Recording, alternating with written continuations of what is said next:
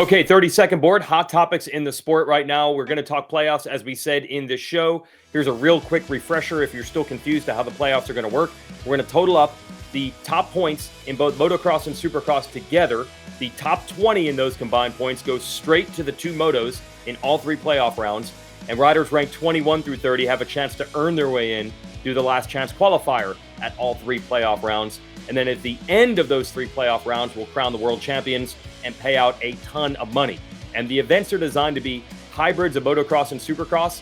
The tracks are going to feel different than supercross and motocross. It's going to have elements of both. Yeah, and the whole track is designed at these races. It has elevation change. Obviously, you'll see that in the LA Memorial Coliseum as they go up and down the peristyle, where they've got some elevation change built in Chicago. Let's get into the format of how the races work, JT, with the two-moto format, kind of more motocross there as well.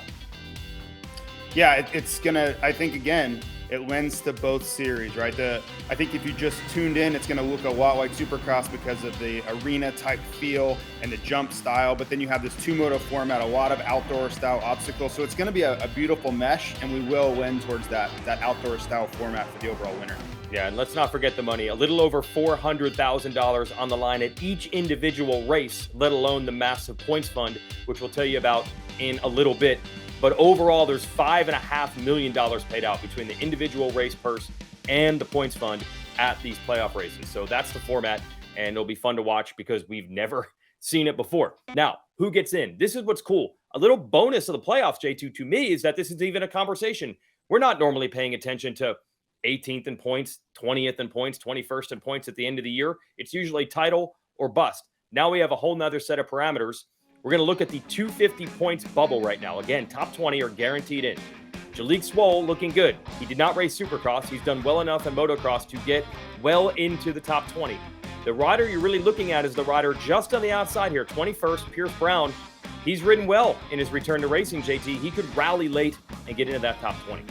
Yeah, this was a guy that was a podium contender week in and week out in Supercross, and he's still trying to find his pro motocross legs here after a lot of time off. But you got to figure that's another month or 6 weeks away of continuing to find his form, improvement. And when he gets back inside this hybrid type race with the arena and some of those obstacles, again, you know he's going to fall right back into that rhythm. So even though he's not in that conversation to win these pro motocross races or even podium, I think that conversation could ramp up pretty quickly as we roll into September. The 250 points fund, we can show you the money here, and this is what they're fighting for. Now, in the 250 class, it's really good.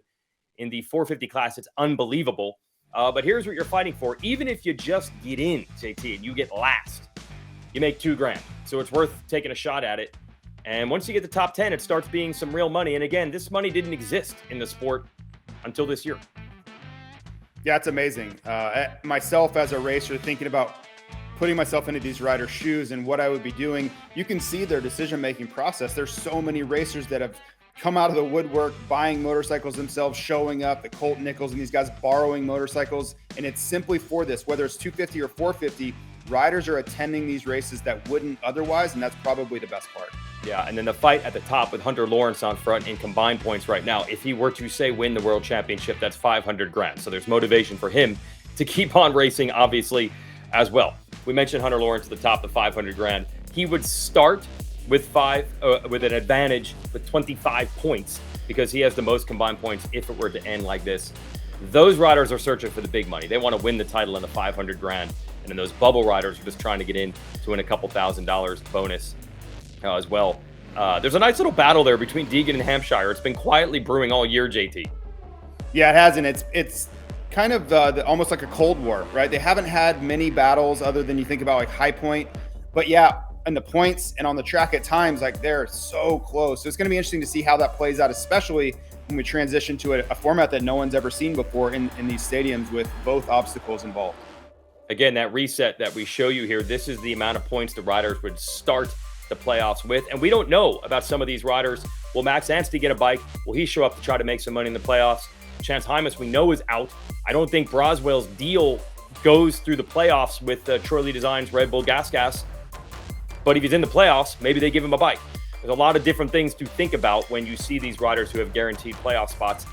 And this is just year one. I think a couple years down the road, you're going to see a privateer who earns his way in, I think, get a factory ride because the factories would rather have a rider on the gate then a rider not on the gate. So that'll be interesting. So we knew last week that it was going to be announced that Eli Tomac is back, but that doesn't mean it's old news. This is still exciting. We're finally going to get the Jet Lawrence Eli Tomac battle in 2024 that we were afraid we weren't going to get ever.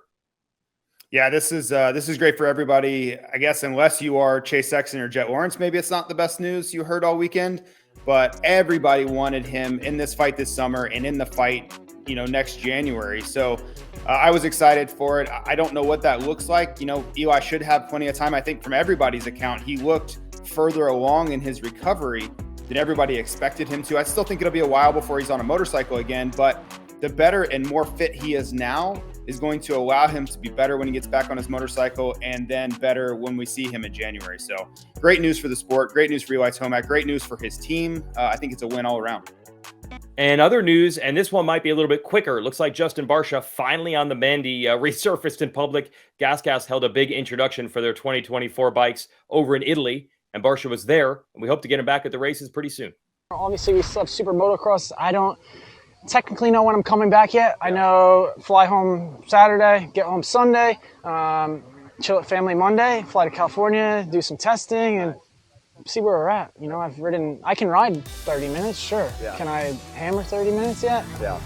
I don't know. Yeah, and you can tell he's not giving us specifics or a timeline yet, but you think about the draw of the next round up on the calendar being Unadilla, home race for him. He's always done well. He has so much fan support there. So if you're anywhere close, I think maybe that's where you make your move back. And think about Jason Anderson at Redbud. He wasn't ready yet, but look at the progress he made over the next few rounds, and then he landed on the podium at Washougal. So it makes a lot of sense there, and let's hope he shows up. So let's put the focus back on the playoffs.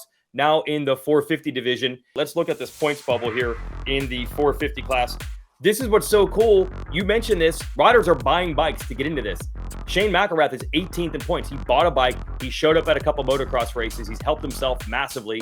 And the same thing with Colt Nichols. This is a really neat story. Yeah, this is great. And again, this is a brand new dynamic. These guys would not be at the races, and I can't state that more strongly. They would not be here if it wasn't for the SMX playoffs. So it's something that's going to be a new dynamic in our sport. This is not going to change. There's always going to be a point situation. There's always going to be a bubble, and everybody's going to be assessing mid-year. And you think about the guys like Kevin Moran's and all these guys, they're going to be more involved in pro motocross than they ever have before, because they have to now think about September.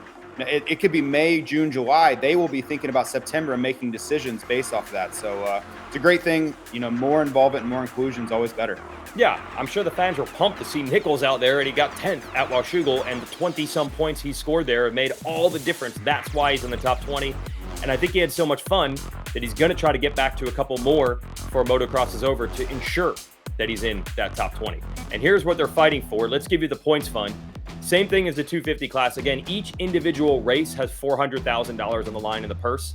But the end of the year, when we total the points, this is unreal. You want to know why McElrath and Nichols and Moran's are coming back? The worst you can do, 22nd, $25,000. I mean, that's practically free money for riders at that level, and then $1 million to win the title. This is why these guys are buying bikes and going to the races.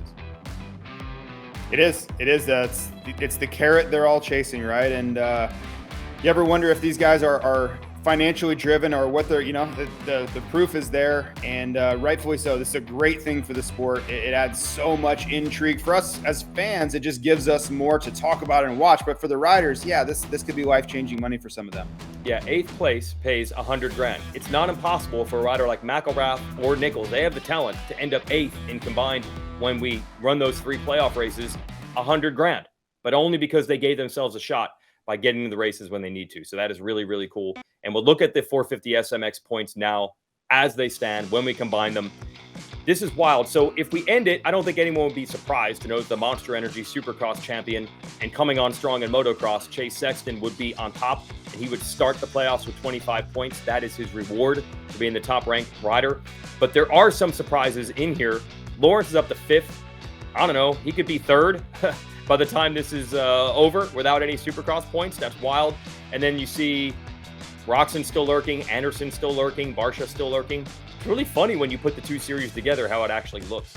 Yeah, it'll be interesting to see how this all plays out. As they get in, they're going to be assigned their points that they earn throughout the season. But I always come back to that playoff point schedule and how the points ramp up. You know, once you get in, and if you have a decent shot at it, each round gets progressively higher points, and it's going to be anything goes. I really think it's going to be true chaos in the middle of these races in these two motos, because the points do escalate throughout each round. So as much as we want to try to glean from this point system at the moment, I think it's going to be all out the window once we get racing.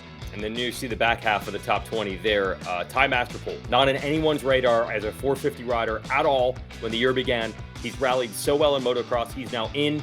He's got a shot at money, and he wants to show the industry that he can do more than just race motocross. Even the hybrid type track could be a breakthrough for him. And yes, to your point, first race pays single points, and then we double and triple the points in the second and third rounds. Chaos is going to reign when we get to the playoffs. And then we resume pro racing next weekend at Unadilla, back to East Coast time. So we'll have Race Day Live presented by motorsport.com at 10 a.m. That'll run for an hour. And then the motos start at 1 o'clock. And really cool, we'll be back on NBC with more coverage of both the 250 and 450 classes together. Normally, we only have 450 as an NBC. This year, they're giving us 2 hours. Hi, folks. Lee Diffie from NBC Sports here. If you truly enjoyed what you just watched, you can get more news, interviews, and highlights by subscribing to the Motorsports on NBC YouTube page. You can get it all, so go for it.